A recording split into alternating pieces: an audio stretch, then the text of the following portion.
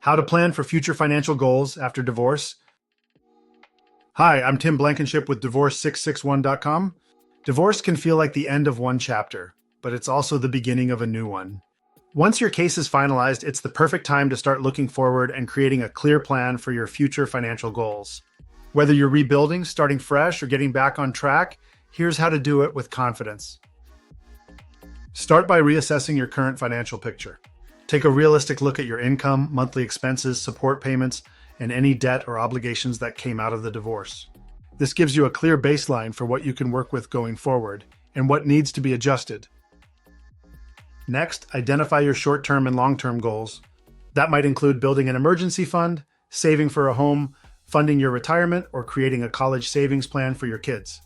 You don't need to tackle everything at once, but having direction helps you stay focused and make better financial decisions.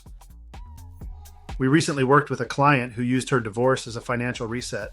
She created a post-divorce budget, set small savings goals, and started building credit in her own name. Within a year, she was in a better financial position than she'd been during the marriage.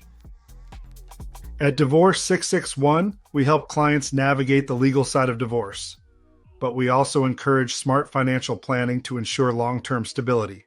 We can connect you with trusted financial professionals to help with budgeting, retirement planning, and goal setting if needed. Also, be sure to update your accounts and beneficiaries on retirement plans, insurance policies, and estate documents. These steps are often forgotten, but are key to aligning your financial life with your new path.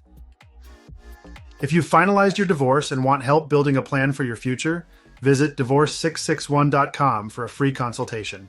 We'll make sure the legal pieces are wrapped up and help you take the next step toward financial clarity and independence.